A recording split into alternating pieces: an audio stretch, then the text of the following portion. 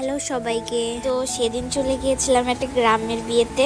এত সুন্দর ছবির মতো ছিল রাস্তাটা। এই রাস্তা দিয়ে গেলেই মনে হয় যে তাকিয়ে থাকি সারাক্ষণ। আমার মনে হয় যখন আমরা এই প্রাকৃতিক পরিবেশের সাথে থাকি তখন আমরা এই সৌন্দর্যটা বুঝতে পারি না, আর যখন এই সৌন্দর্য থেকে আমরা দূরে থাকা শুরু করি ঠিক তখনই আমরা এর মর্ম বুঝতে পারি।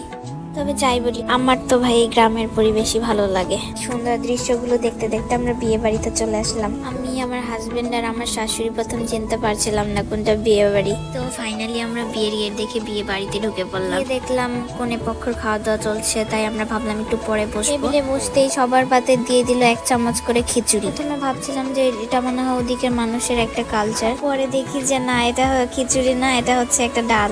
গরু মাংসের চর্বি আর বিভিন্ন রকমের ডাল একসাথে মিক্স করে ডালটা রান্না করেছে। তো বিশেষ করে আমি মুগ ডালটার ফ্লেভারটাই বেশি পেয়েছিলাম। বিয়ে বাড়ির সবগুলো রান্না অনেক ভালো ছিল, অনেক ভালো লাগছে খেতে, আর সবগুলো আমি একদম চেটে পুটে খেয়েছি।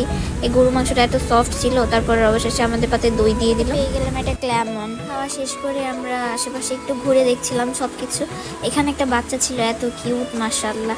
আর এটা হচ্ছে বউ। বিয়েটা ছিল আমার শাশুড়ি মায়ের একজন আত্মীয়র মেয়ের। তো আমরা খাওয়া দাওয়া শেষ করে বের হয়ে পড়লাম, কিন্তু বের হয়ে দেখি রাস্তায় কোনো ভ্যান অটো কিছুই নেই। তো একজনকে রিকোয়েস্ট করার পর উনি আমাদেরকে বাসায় দিয়ে আসলো। সবাই গল্প করতে করতে বাসায় চলে আসলাম। আজকের ভিডিওটা এই পর্যন্তই। সবাই ভালো থাকবেন, আমাকে সাপোর্ট করবেন। আল্লাহ হাফেজ।